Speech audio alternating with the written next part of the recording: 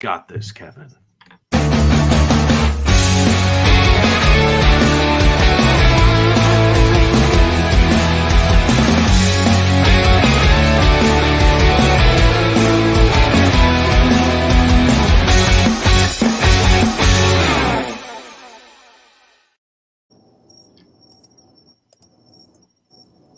What is up, guys? Kevin Burrell here, back with the Paws Up podcast. Today we are joined by a very, very special guest, but before that, I am here with my co-host and good friend Jake Gibson. Jake, what's up? We have a very cool guest today. Oh, yeah, the head coach of FIU men's soccer, Kyle Russell. How's it going, Kyle? Good, guys. How you doing? Thanks for having me. We're extremely excited to have you. Before we get into the interview, just, as usual, like, subscribe, follow us on YouTube or wherever you're watching the podcast, because we put out the best FIU Panthers content, when it comes to the podcast. So let's just get right into it, Kyle. How would you assess your season? You guys get to the Sweet 16. You guys win, I believe it was the, I want to say, American Championship. That is what you guys won. You guys got all the way to the end. You won it. Then you go on to the NCAA tournament. Unfortunately, you guys fall in the Sweet 16, but a lot to be proud of about this group, how far they got. And, you look at that game against New Hampshire just to get to Duke. You get into the Pens. I believe it was 13 rounds. How would you describe the season, Kyle? Yeah, it's a good question, man. No, I appreciate the kind words. In the beginning of the season, we talk about 3 trophies, and we have a young coaching staff. We're the youngest coaching staff in the top 25 of the teams that are ranked nationally. So for us, we're very ambitious, and we're not afraid to project our goals onto the team, and we recruit guys that want to win. So for us, winning 3 trophies is what we talk about in the beginning of preseason and even in the recruiting process. And that first trophy is winning the conference regular season, which is what we did in the American Athletic Conference. The second trophy is winning the conference tournament, which we were able to host at home, which is really special to be able to do in front of our own fans in Miami. And then the third one is obviously the national championship, which I am currently watching now from the comfort of my couch. So the third one we weren't able to achieve. However, if you look at how far we've come through from COVID until now, the last 2.5 years. Last year alone, we had 9 brand new starters on our roster, and for us to be able to go to a Sweet 16 and arguably be the better team in that game, at least statistically, it's nothing to be ashamed of. We're excited, we're encouraged, and we're very optimistic about the future. Mm-hmm. Coach, what would you say are some of the most valuable lessons you learned about this season? And with those lessons, how can you take those to the upcoming season? Well, I think some of the lessons that our staff learned was that, we talk about, we train at an intensity level that's different than the rest of the country. And we're able to see that pay off in our games and the confidence level of our group. And our guys, they don't just talk smoke. You know what I mean? They believe what they say, and they believe that we can beat anybody in the country. And we were able to show that in multiple times throughout the season. Going on the road, playing Chapel Hill on the road is very difficult to do. Getting there is a little tricky, and then playing that right before you go into conference is a challenge. And we were able to win that when we needed to, and it gave our guys a lot of belief and confidence. And they were like, "Hold on a second. We are as good as we thought we were," right? So, so that was good. It obviously gave a huge confidence boost to Stephen Afrifa, who's just finished the MLS Combine today.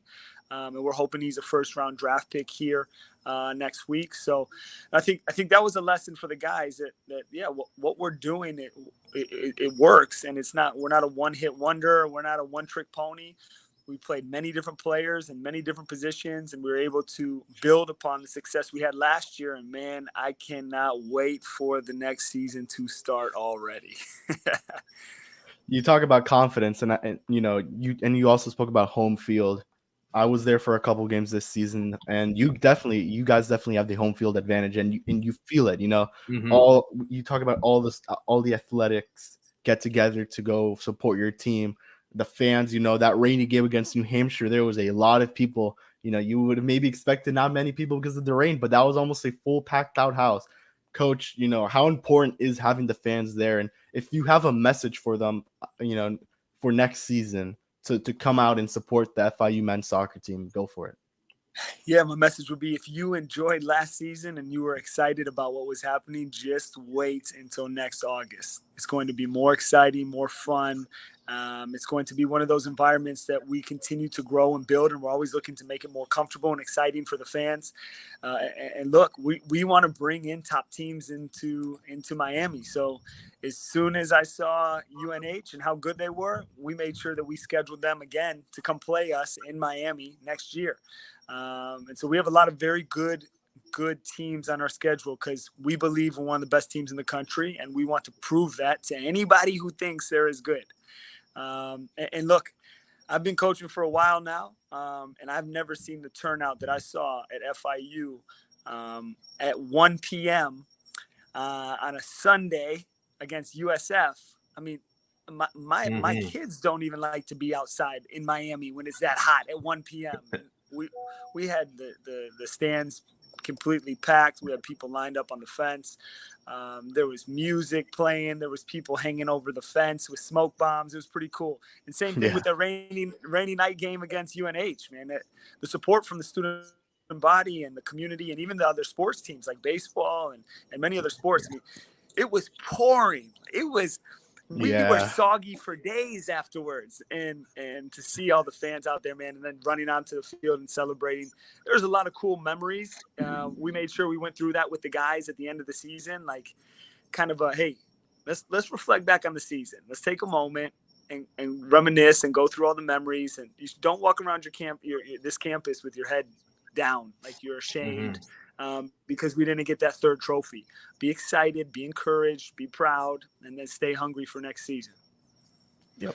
So, and I kind of want to reiterate how crazy that New Hampshire game ultimately was with the weather conditions. Obviously, it made the field super sloppy, and then heading into PKs. What was the mood from the players as well as the staff during that 2-hour delay? During which I don't know what the team was doing, but how was it? Yeah. So we talk about in preseason, we talk about the type of players we want to have here at FIU, and not everybody understands the terminology that we use sometimes, so we have to break it down even further. So we'll talk about a blue collar team, right? We'll talk about a team that's fearless, that will play anybody, anytime, anywhere. And a team that has a chip on their shoulder. And that was a fun one to explain to some of my international players. They're like, Coach, what do you mean chips on shoulders? Like Doritos on our shoulders? I do not understand. So we've had a lot of fun with some of the terminology, but one of the things we talk about in preseason is, the type of players we want are the guys that you can knock on their door, right? This is obviously an analogy, but you can knock on their door at any time, 3 a.m. in the morning, knock on their door and say, hey, we got a game. And they say, okay, let's go. And they grab their boots and they're ready to play. There's no excuses. There's no reason for them not to be ready. So obviously we talk about stay ready so you don't have to ever get ready. And so, yeah, our guys were ready. As soon as they saw rain, they've been through it so much in South Florida with the hurricanes and tropical storms and the soggy fields. Now it's almost a joke. When we go to other teams, we're like, man, I hope it rains because it'll feel like home. If it rains up in Chapel Hill or if it rains in Raleigh at Duke, like the more rain, the better. That's what we know. So. So the players really like the rainy conditions. Cool. I walked into the locker room and they're all dancing. Wow. I don't know if they like it, but they were able to turn what could be perceived as a negative into a positive. Well, that's awesome. Coach, something that I'm amazed about with this soccer team is the different parts of the world that your players come from. Could you just give us a deep dive into how you and your staff have been so successful in finding talent, not just in a South Florida level, but in a global level as well? Yeah. Obviously, we're always looking.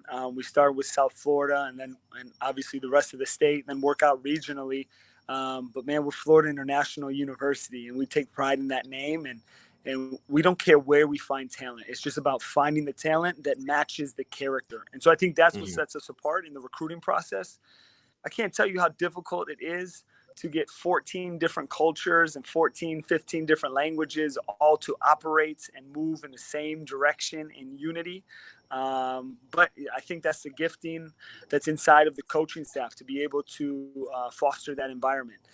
So it's a lot of fun. We enjoy it. But yeah, there is a lot of comedy within our locker room between the different accents, languages being spoken, and obviously a lot of different cultural normalities that we may not see here in the U.S. often. But we spend a ton of time on the character. So the character.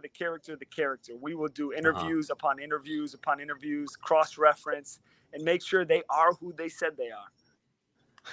You brought up something that I was actually kind of wondering about with a team this diverse. Is there a noticeable language barrier, or is that sort of cleansed out by the fact that you're all playing soccer and it's a worldwide sport? Yeah, I think sometimes announcers or analysts of other teams when we're traveling will make that joke. I don't know how they communicate to one another, and I chuckle at it because it's like, hey, we're a top public institution. Like, they have to be able to speak English at a high level to be able to be accepted into our university. And we're not just playing soccer here, right? So no, it's there. I think the trickiest thing is as you can see in the World Cup, right? Yeah. Every different country has their own philosophy and how the game should be played. And so I think that is one of the most difficult things, is getting everyone to play one brand of football, or one brand of soccer, as we would call it in America. The English is not difficult. It actually makes me a better human being because I can't rely on half sentences. I can't rely on one-liners. I can't rely on sarcasm. I have to really be good at explaining my thoughts simply. So, Coach, as you may or may not know, we had the pleasure to talk to Scott Carr in episode 3 last week, and one of the things that he brought up was he highlighted the importance of stadium improvements for a lot of the sports, but most importantly, soccer. What changes would you personally like to see to the soccer stadium and some of the soccer facilities on campus? Well, let's see. How much time Scott you guys Carr have? might be listening, so And I'm honestly, man, one of the biggest reasons that our staff and myself want to continue to stay here and build here. It's not just because we love the institution, that what we're doing at FIU, but man, we have awesome leadership. We have a really exciting president. We have a really exciting athletic director, and a lot of other people that are supporting them and are operating around them. So I've had this conversation with Scott Carr, and it's easy, man, because he's a stand-up, honest guy, and it's really refreshing to work with him. We joke that we have a field, not so much a soccer stadium. We have a field and some bleachers scattered around there.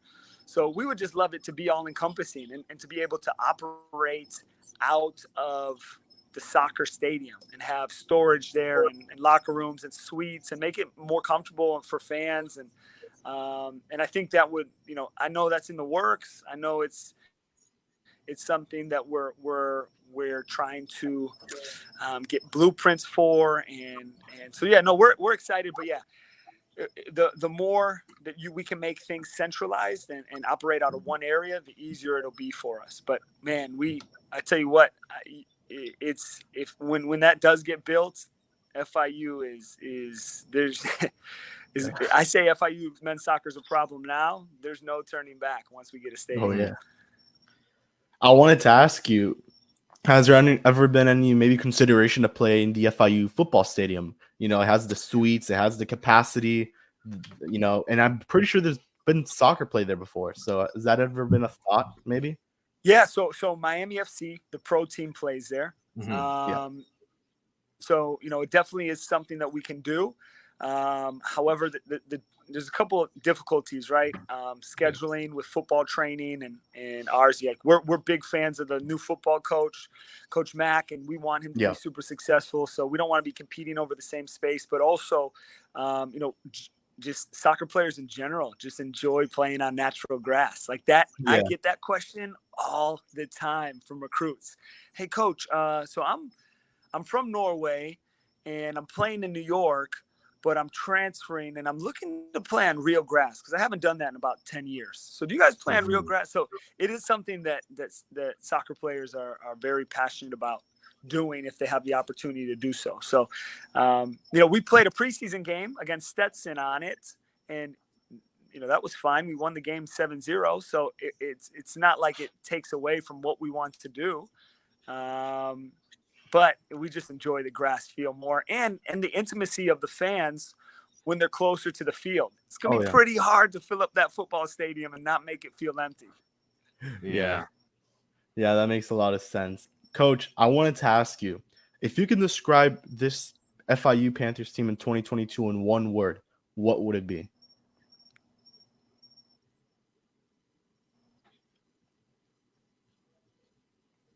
Coach? Kyle, you still there? It's a deep question, I know, but he's completely frozen. Oh, there we go. You there, Kyle? I'm sorry, man. You're breaking up. It's hard to hear that question. I wanted to ask you, if you can describe the 2022 FIU men's soccer team in one word, what would it be? Ruh-roh. Yes. Yeah. Driven.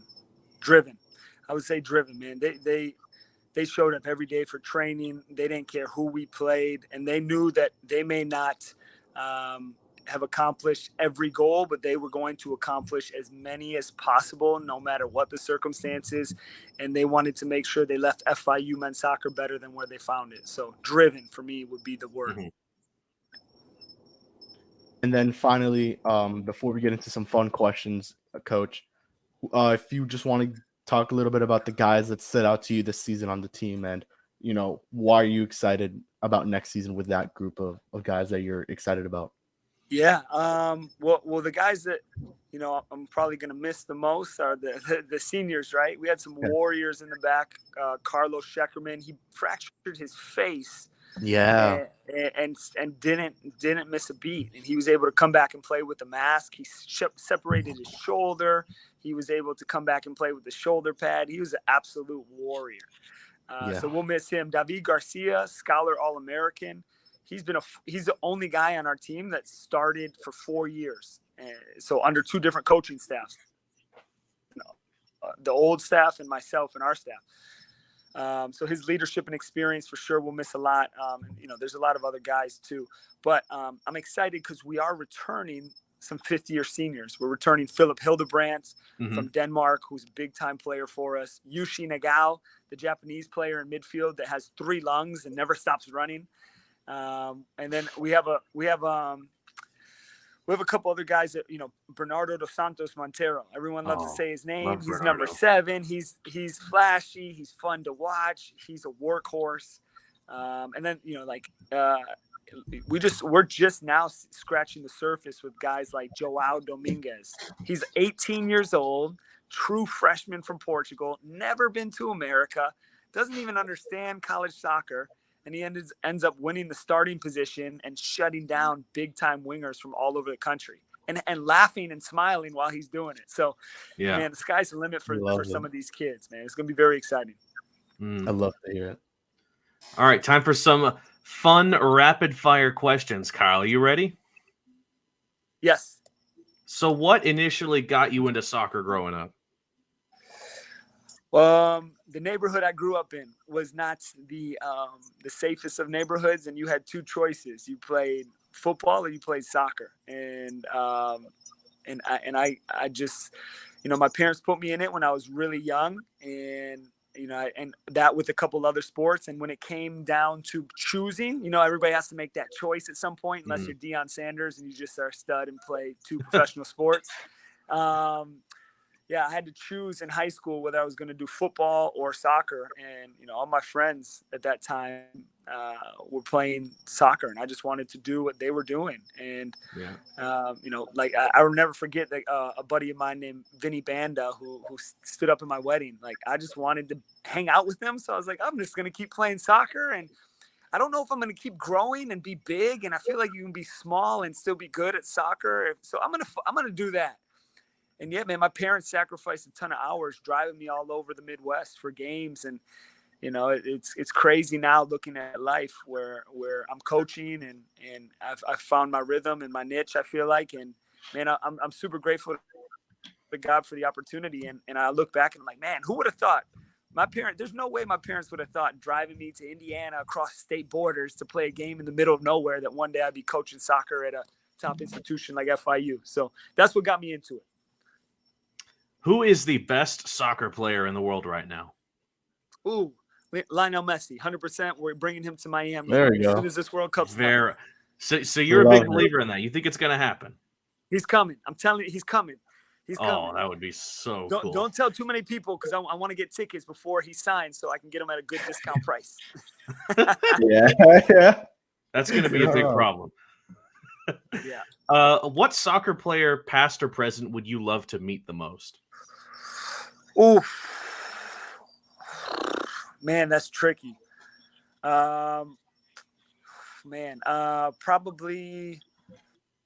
Fabio Cannavaro from Italy. He was like he's a small center back. He read the game so well. I looked up to him when I was a player. I was like, what player could I want to replicate my game? I play center back. I'm not the tallest, but I feel like I see things before they happen. So, and I watched him and I studied him. I even shaved my head like him, buzzed my head like him. So I would love to meet him because he was a guy I spent hours watching. You have any photos? Yeah, absolutely. I have photos of long hair when Beckham had long hair, and that was cool. And then I have photos of buzzed head as well when that was cool. So I've done it all, man. I've done it all. Oh, so boy. What's your favorite professional soccer club? Ooh, domestic or international? Both. Let's do both. Okay. So domestic, I grew up in Chicago, so I went to Chicago Fire games, and I was always a Chicago Fire fan. But obviously being down here in Miami and getting to come to these games and watch something be built, I'm definitely jumping on the Inter Miami bandwagon. I don't know if it's a bandwagon yet because they haven't won trophies, so I'm jumping on board now. Yeah. Jump on now before they start winning. Trying to think, and then internationally, yep, absolutely. So I can say I've been there in the beginning. Yeah, and then internationally, man, honestly, I've since I got into coaching so young, literally I got into it like 22 years old. I've really just been following coaches, like obsessed with following coaches and studying them and learning about them, from Jurgen Klopp to Bielsa to obviously Pep Guardiola to Jose Mourinho to Hansi, to all these different guys that, man, there's so many different ways to do what we do and be successful. There's not a one shoe fits all. And I love that. And I love learning why these guys would do what they do. But definitely growing up, I would have to say, we fell in love with watching Spanish football. We fell in love with watching El Clasico with Barcelona, Real Madrid. And growing up, I had Real Madrid posters on my wall. So I guess I'd have to go with them just based from my history. Oh, okay. What is your favorite sport to watch besides soccer?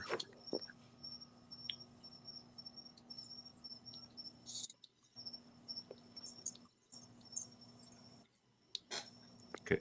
Kyle, did you hear that?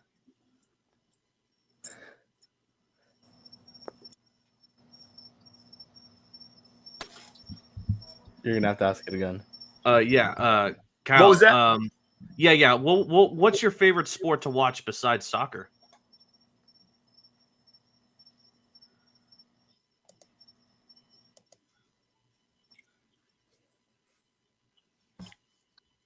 Kyle?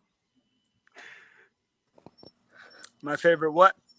Your favorite sport to watch besides soccer? Sorry, guys, it's hard to hear, man. No, it's all good. It's all good. Man, playing another sport, it would have to be football. Going to a sport in person, it would have to be hockey. I went to a Florida Panthers game and it was awesome. Loved it. I want to go back. My kids loved it. My wife loved it. Oh yeah, I'll agree with you there. Panthers are awesome. What was your position in football? Just out of curiosity. Yeah, it was an awesome atmosphere, man. Oh yeah. What was your Yeah, I was a free safety. You played two sides of the ball when you're young, so free safety, wide receiver, and then I played as a running back. I was small, I was quickish, I guess. Mm-hmm. I must have grew up in a slow neighborhood. Mm-hmm. So, the last question I want to ask, because it's a heated debate with the World Cup and all. Peyton Manning and David Beckham are having arguments about this. Is the sport called soccer or football, I should say?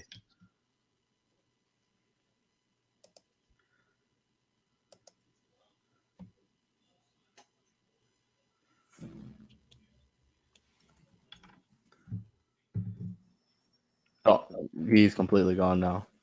Kevin, you back? Or not Kevin? Kyle? Kyle? No, he is completely gone, disconnected. So, Can you hear me? oh, now yeah, you can. we hear you. Perfect. Oh, beautiful. The final question I had was, in your opinion, is the sport called soccer or football?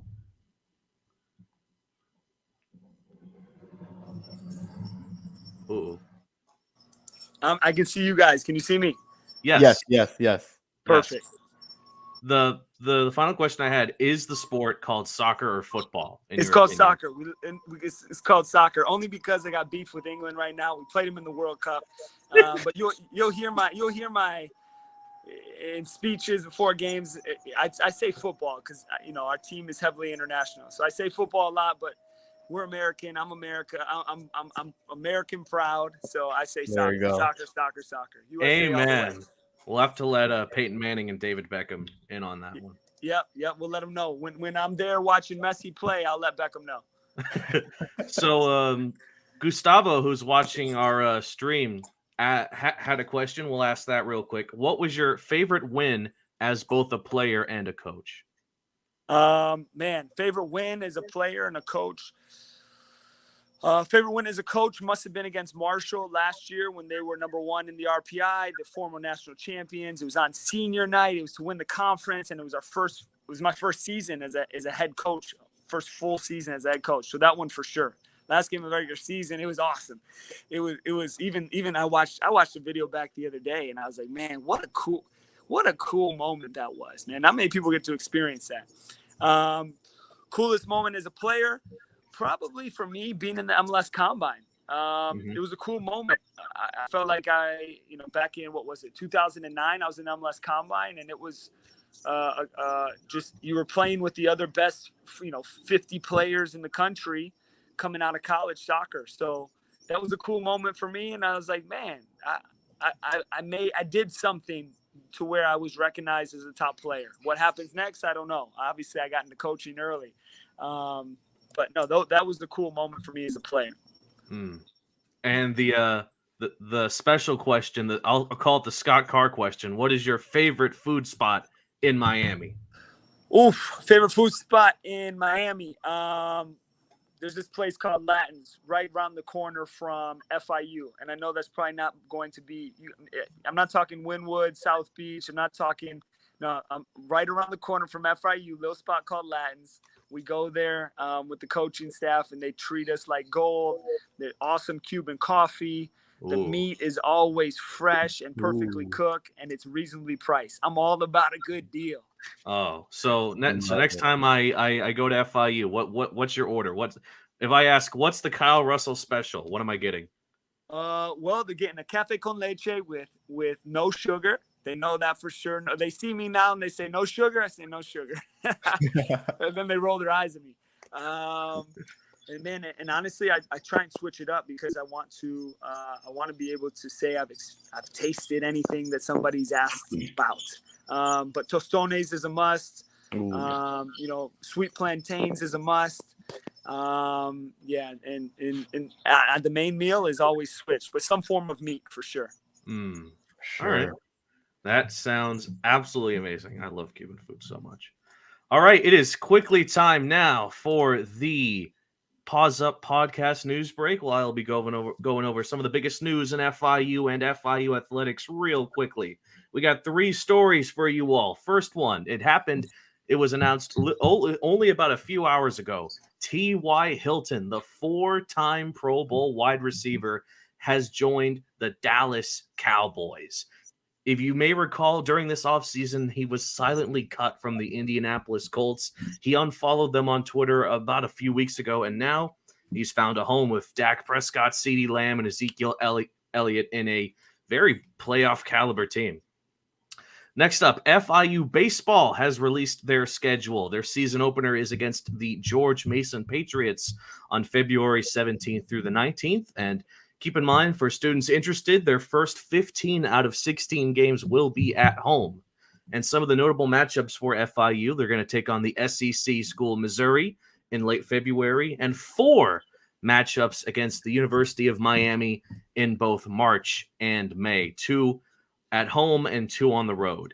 And your final bit of FIU news, the Panthers have received a $3.2 million grant from the Army Corps of Engineers to research the 3D printing of ultra-high performance concrete, as Kevin pulls up the schedule there while I ramble on about concrete.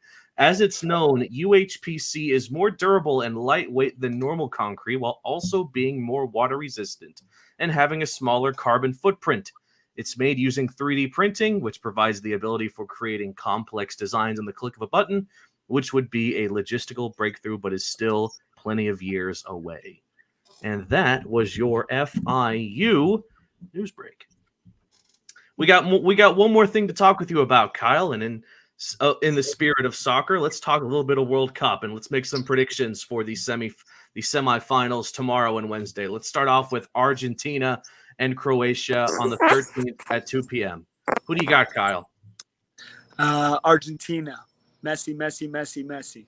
He's what's the over under for goals? How many is he getting? I think he's getting a goal and an assist. And, okay. And I think it goes into overtime because Luka Modric is not going to let it not going to go down without a fight. I concur. I'm going Argentina. Kevin, is this a sweep? This is a hard one because I do like this matchup a lot, and I'm gonna go with the upset. I'm gonna take Croatia. This will be my upset pick. I love Messi. I love Argentina. I think they're the favorites, but you have to keep in mind Croatia beat Brazil, I believe. Yeah. So they've already beat the top dog, one of the top dogs in the World Cup. So if they do it again, possibly. And you mentioned Kyle, they have Luka Modric, so I really do like the Croatian team. You realize that's like saying the Jaguars are going to beat the Buccaneers with Tom Brady in the Super Bowl. That's what you're saying right now, Kevin. Kenny Pickett beat Tom Brady, so Brock Purdy beat Tom Brady. Okay. And the Wednesday game at 2 p.m., France versus Morocco. An incredible story, Morocco, but now they're taking on Mbappe and France. What say you, Kyle? Or not? Yeah, Kyle. Yeah, as long as that, France. It'd be an awesome story for Morocco to win. I'm a big underdog guy, so it's hard to even say France. But man, France can score at any time, and the story of Gerard is pretty cool. They have a lot of players with really cool stories, and so does Morocco. But yeah, France all day, and I know why I should root for Morocco, but I'm not. I sadly agree. I don't hate France by all means, but just the Morocco story is such a cool story. But I don't know. France is just they're a bit overpowered right now. Yeah, Giroud wasn't even supposed to be starting or playing much. It was supposed to be Benzema, and now look at him. Mm-hmm. Yep. I'm going France. This will be a clean okay, we got a sweep. All right. There we go. Good decision on that one. So, in your opinion, Kyle, the World Cup final is Argentina and France. Who wins? Yes. By the will of the people, Argentina. Pure.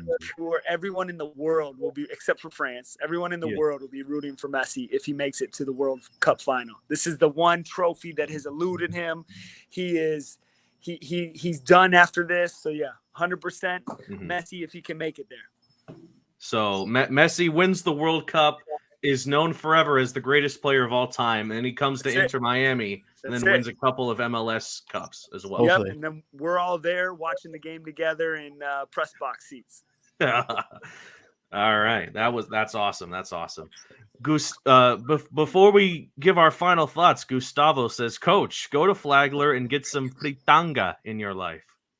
Sounds fantastic. I'm gonna screenshot that.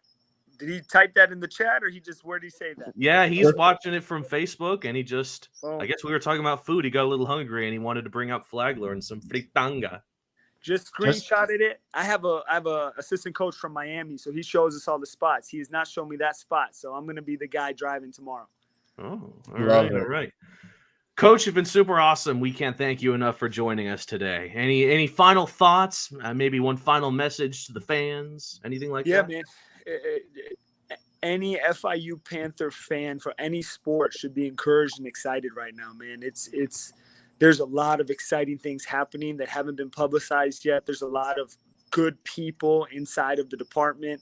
And man, what I'm seeing happen now in such a short time under new administration, it makes the next 3, 4, 5 years even more exciting. So this is just the beginning. There's going to be a lot more to be proud of if you're not already proud as a FIU alum, Panther, family, friend of the program. So keep an eye out for not just men's soccer, but many, many other sports. Amen. That's what we're here for. Thank you so much again, Kyle. Thanks, guys. Have a great night.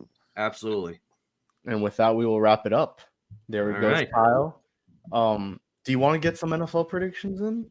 Why the hell not? I know it was a soccer episode, but come on, man. Come on. All right. Football season is still we still have a little sour taste in our mouth, with yesterday's game.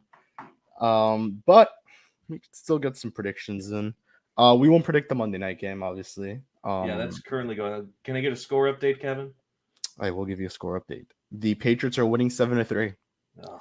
Rahamdre Stevenson's out for the Patriots now. Devontae Parker's supposedly maybe going into concussion protocol. So, damn, a lot of injuries in this game. Holy hell! Yeah, and Kyler Murray also went down. So, I guess before we get into NFL predictions, your final thoughts on Kyle Russell? What an interview! Oh yeah, he's a cool dude. He's down to earth. He knows that the FIU fans are hungry for winning. They're hungry for chips, and he's delivering so far. And what can I say? He's not just a great coach, a great soccer coach. He's a big fan of the sport, and that definitely shows in his style of coaching, and that results into the success of the team. And like I said, it's just getting started. A lot of experienced players keeping with the squad, and despite moving from Conference USA to the American, he's made it look easy. 100%. And we were going to talk football if this interview couldn't go down, but we'll leave that for next week because we're already 38 minutes in. But FIU football, their recruiting looks pretty damn good. We were talking a little bit about it off camera before. We won't get much into it because we do have a special guest in mind. He may or may not be watching. We have no idea, but it is NFL prediction time. Okay. We have to start tracking these down, I agree. We'll start doing that starting. We'll go back to episode 1 and this is a strange week in the NFL. This is a strange week. You have a Thursday night game, you have Saturday, and then you have Sunday. And then is there Monday night football too? Let me check. Yes, there is. All right, so what a week for NFL football, and this is a very important week if you're a Dolphins fan. I mean, this last night was also extremely important. That was a must-win game. Unfortunately, they fell to the Chargers. A little roughing the passer call. I don't know if Oh yeah, you the remember, Jalen pretty bad Phillips there. roughing the passer. We'll get to the Dolphins in a sec. But let's start predicting as fast as we can because we're trying to keep this under an hour as usual. Dolphins and Bills. Dolphins are 8-5, entering Buffalo where it is expected to be snowing. Miami has not played a snow game yet this season. The last one they played, I believe, was against Tennessee last season, where Tua kind of got destroyed. If you remember that one, not a good game. I remember the Buffalo game vividly as well last year as well. I can't remember if that was a snow game or not, but it looked like one from the score. Yeah, this is the first time Miami really going to be involved in a snow game when it comes to the Mike McDaniel era. So that should be fun to see. This is going to be a fun game. It is a primetime game on NFL Network, so everyone could watch it if you have NFL Network. Man, are the Dolphins going to win, Jake? Are they going to win their first game since 2016 at Orchard Park against the Buffalo Bills? Put themselves 9-5 with possibly then you go into play the Jets and the Patriots once again, which those should be wins. You can still secure the division. You have to keep that in mind. Miami secures the division. You're the third seed. You will be playing probably still a really good team in the AFC because this season the AFC is stacked. But a loss would put your chances of the playoffs kind of starting to slip away, I would say, because you would not, this, as I mentioned, the AFC is really damn good. Miami currently stands as the 6th seed, but I'm going to go to the standings quickly once they load.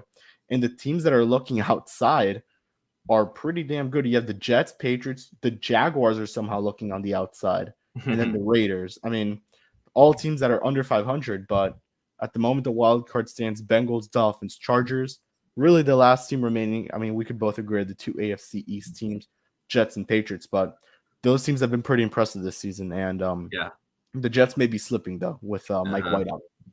So where are you going with this, Jake? It would be so easy, just not as a Dolphins fan, as an NFL fan, it would be so easy to disregard the Dolphins at this point. 2 straight L's. Tua has looked bad.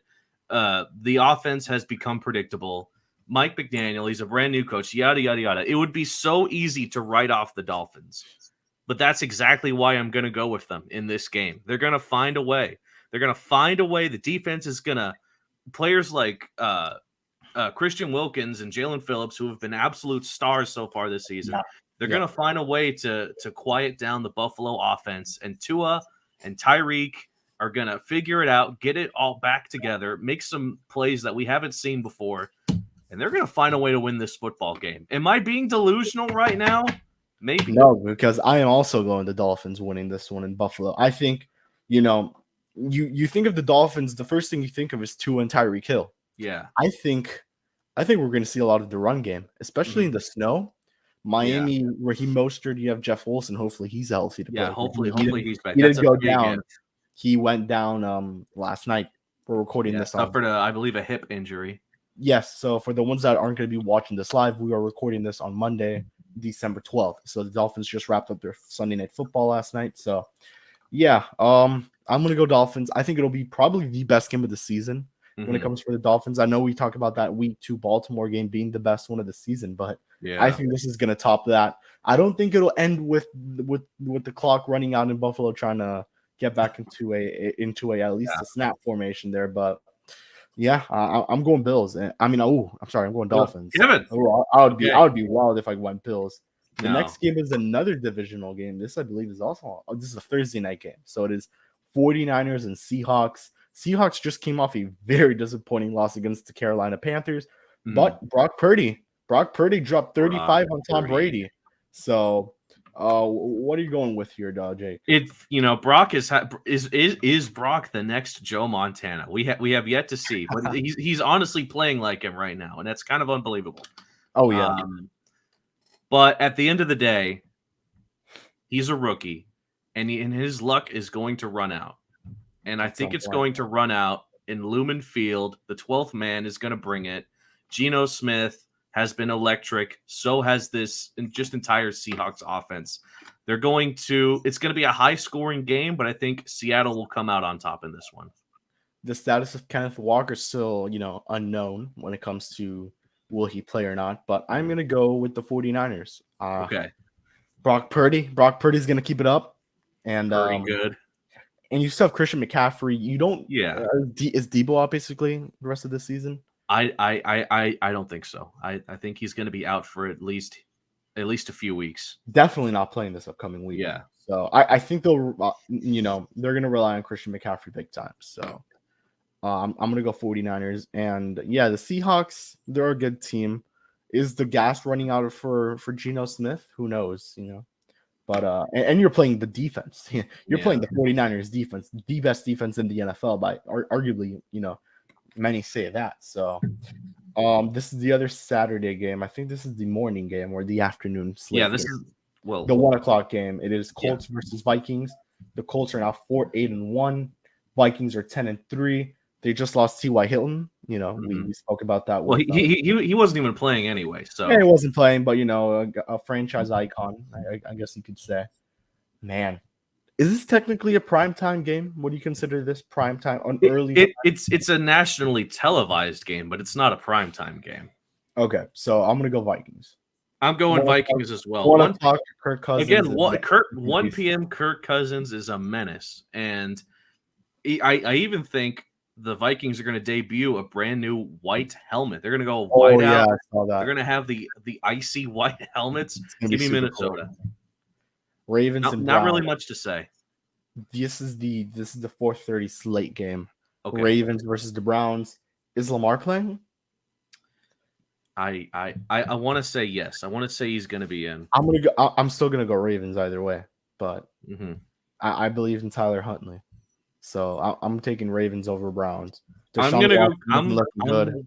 So okay, yeah. I'm gonna go Cleveland. I don't know. Deshaun Watson. I don't think he's looked very impressive, but he has a win under his belt. He's only going to get better as he practices more and more with this team. Okay. And Deshaun Watson on Houston was an absolute phenomenal player, and I do think that talent will carry over to Cleveland eventually, and I think it's going to start with this game. The Ravens, I feel like the Ravens, especially for the last few weeks, have been one of the luckiest teams in the NFL in their games against Denver and Steelers. 2 games that I feel like they really should have lost, but they just didn't. So give me Cleveland here, and it would really benefit the Dolphins too if Cleveland. Oh yeah, it beat Baltimore. At this point, you have to start rooting for the lower teams in the conference. So yeah, very quickly for the ones who want a Kyler Murray update, Ian Rappaport, as it appeared almost immediately, the fear is that Arizona Cardinals quarterback Kyler Murray suffered a serious knee injury. Source said an MRI and other tests are incoming. So this could be ACL. Prayers out to Kyler Murray, phenomenal player. Unfortunately, just has not been a good year for him or the Arizona Cardinals. Cliff Kingsbury could be on his way out after a very rough season. Making the playoffs. I believe they made the playoffs last season. They made it the year prior. So yeah, it's a tough way. A team with so much potential just didn't live up to it. So Falcons versus Saints is the next game. This is Sunday at 1 p.m. on Fox. I'm taking the Falcons. Desmond Ridder is starting his first game at quarterback. This team may be a little more excited to be playing with a young QB that must be extremely excited to play out there. Gonna get his first chance just to sling it out there. They're not. What are they playing for? I believe they're playing for the division at this point. Yeah, anyone can win that division, man. Anyone. And it's up for grabs. And I'll go with New Orleans because you can never doubt them. You can't doubt the Saints. They're definitely one of those up and down teams. But at the end of the day, I mean, Desmond Ridder, really, I don't know. Okay, Steelers versus Panthers. I'm going to go with the Panthers. I like what I saw from Sam Darnold. They went out into Lumen Field and beat the Seahawks convincingly. Yeah. Convincingly, I repeat. So, and, Sam Darnold described this team as a run-first offense. Chuba Hubbard down to Foreman. They look pretty good. So let's see what happens. I really do like the Panthers here. Kenny Pickett, I guess, is still adjusting. Was it Mitch Trubisky last week? Yeah, it was Mitch because I believe Kenny got concussed in that game, and they put in Money Mitch. Whether it's Mitch or their third string Mason Rudolph, or even if it is Kenny Pickett, Rudolph is on that team. Yeah, That's a name I haven't heard in a while. Nah, I'll go Carolina. All right. All right, this one should be a quick pick, unless you're gonna go upset here, which would surprise me. Eagles versus Bears. The Eagles are 12-1. I've already clinched a playoff spot. The Bears are 3-10, looking to get the number 1 overall pick. Who are you going for? I just feel so bad for Justin Fields. I think Yeah. I think he could be an incredible quarterback if he had a team around him. But he doesn't, and he's playing the best team in football. I didn't know if I felt like the Eagles were the best team in football, but the more I watch them, the more I realize this is one of the most complete teams I think I've ever seen. So give me Philadelphia. Okay. I'm taking Philadelphia as well. Mhm. Chiefs versus Texans. Yeah. I mean, we're both gonna say Chiefs, right? Mahomes, yeah. Okay. Cowboys versus Jaguars. I'm gonna take the upset. I'm taking the Jaguars here. That is a great upset. Dallas. I mean, to be fair, they just They got almost T.Y. lost to Hilton, Houston. right? They just got T.Y. And they almost lost to They Houston. added another weapon to their offense. But they didn't look that great against Houston, and maybe that was the premier game for the Texans. That was the game they gave it their 110%. But I'm gonna go Cowboys in a close one. I think the Jaguars make it interesting, but the Cowboys will run away with it in the end. Okay. Jets versus Lions. This is gonna be a fun game, man. If it's Zach Wilson or Mike White or Joe Flacco, this is gonna be a fun game. Two very young teams aspiring to make the playoffs. Dan Campbell rallying this Detroit Lions team. I'm going to the Lions. I really love this team. I've said this many times. I love the Detroit Lions. This is one of my favorite teams in the NFL. One of the most fun teams to watch with, just Dan Campbell, former Dolphins coach. I really like Detroit, and I'm going to take the Lions. And especially with the uncertainty of Mike White, you don't know if he's going to play or not this upcoming week. Yeah. I assume he will, but keep in mind, he played with fractured ribs and was immediately taken to a hospital right after the game. So you don't know if it'll be Zach Wilson, who probably won't even be ready to play just in terms of mentally and getting physically prepared for this game. And we don't even know if Joe Flacco's ready, because I believe when he came in for the two small plays, he fumbled once. So I'm taking Detroit. Yeah, I'm taking the Lions as well. You realize if the Lions win out and some other teams lose, they can get into the damn playoffs. I would love to see an underdog story. Not to mention, again, this is another game that would benefit the Dolphins a lot if Detroit beat the Jets. A lot. So give me Detroit. All right, this should be an interesting game. Cardinals versus Broncos. Now, we just saw Kyler go down. So it would be Colt McCoy versus Brent Ripken if Russ is still in concussion protocol. Yeah. So I'm taking Arizona, though.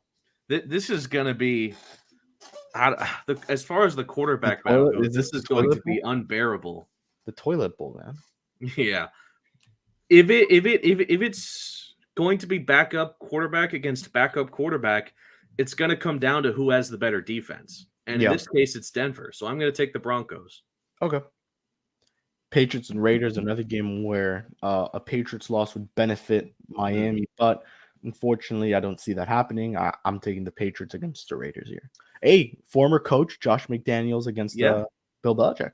And you know what? I'm going to go upset here. I'll go Las Vegas. The games that they've played recently, I think the Raiders have gotten a bit better since the beginning of this season. They're still figuring it out. They had that tough loss against the LA Rams, but prior to that, they knocked off the Chargers, a team that Miami couldn't beat. So, give me the Raiders in an upset.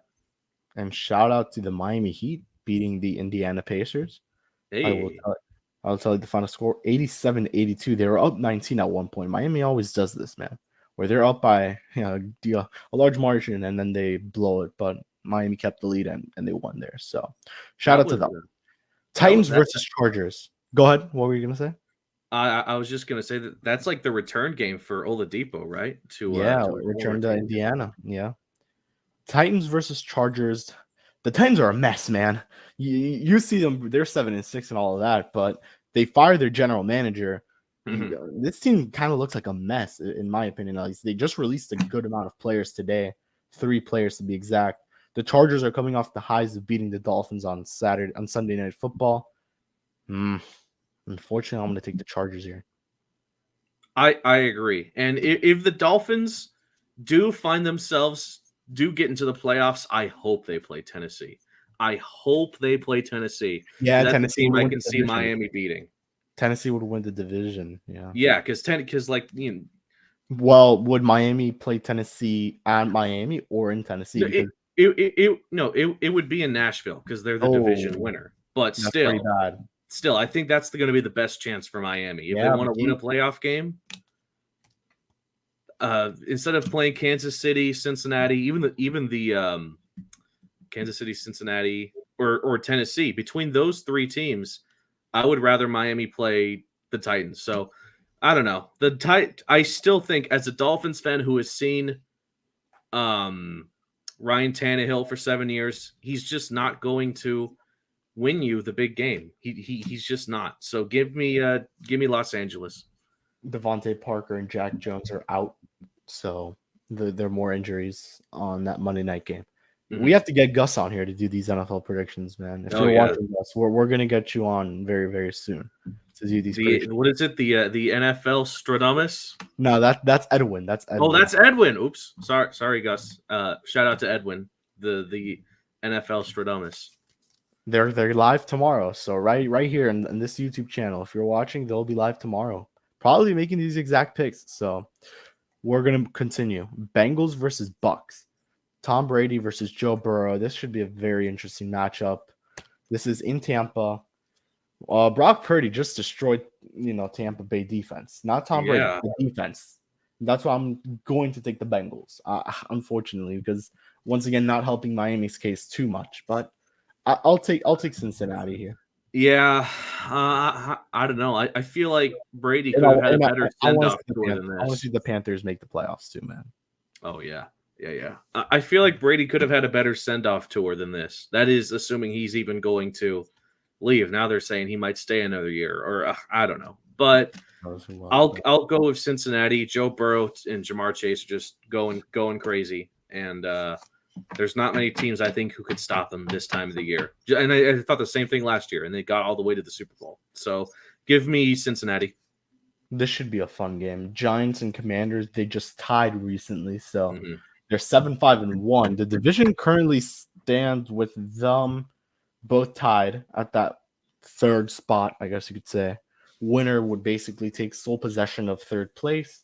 Still in the playoffs, but just want to let you guys know, this NFC is so bad that the whole division's in the playoff currently. So yeah, the 3 wildcard spots are taken up by Dallas, Commanders, and Giants. So it really doesn't matter. The only team really looking out on the outside end would be Seattle and Detroit and Carolina Falcons.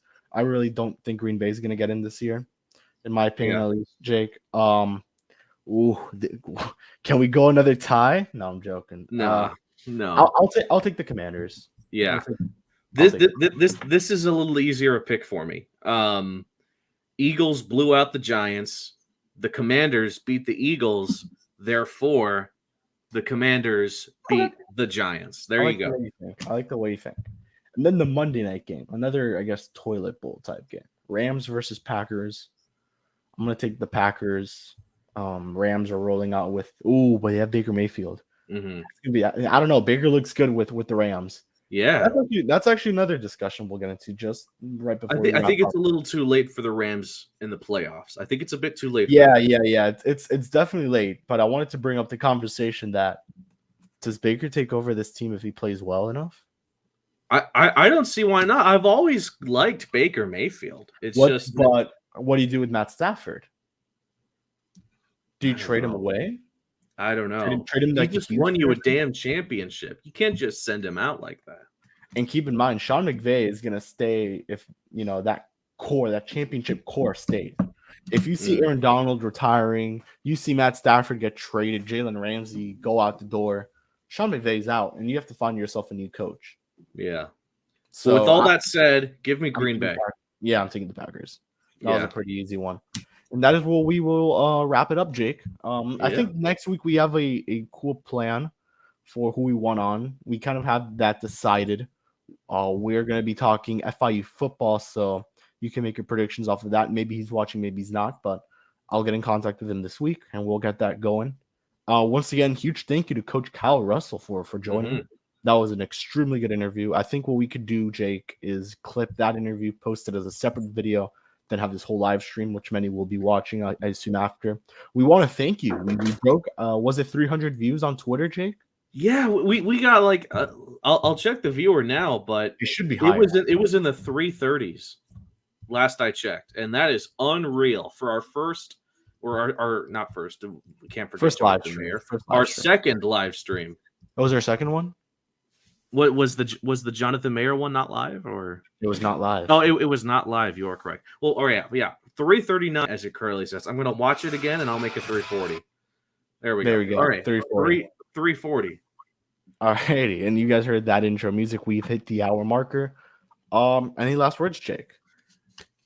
Just again, thank you so much to Kyle Russell, and if you're an FIU student, keep supporting this FIU men's soccer team. I guarantee you they're not going to let you down. And very quickly, FIU women's plays tomorrow in Boca. So if anyone's interested or you're in the Boca area, you could go support your FIU women's basketball team. So they'll be playing the Owls there. I guess you could say another Shula rivalry there. Mm-hmm. Scott made a big part of that. Support your Panthers. That's what we're here for, and that's what we want to see you all do as well. And I believe, what's it called? The Panther Club. You guys could support that. Club. By the way, also, I just remembered, if any of you out there want to say hey to us, to ourselves, our superstars, Jake and Kevin, we will be at the FIU men's basketball game coming up, I believe, next week. On that Wednesday. Is next week? Yeah. Ooh, Wednesday, the 21st. Next week, on the 23rd. 23rd, okay, thank God. Yeah, let me double check that. But we're going to be taking on Incarnate Word. I believe that's how you say it. Yeah, Wednesday, December 21st at 7. Okay, sounds good. That should be a good one. So if you want to say hey, you want to see us there, we'll be there. Once again, thank you guys for watching. We'll see you guys all in the next one. From Jake, myself, Kyle, who was here, Gus, and Edward, as always, thank you for giving us that opportunity to be on here. Peace out and pause up. Pause up. And that is right where we will end it.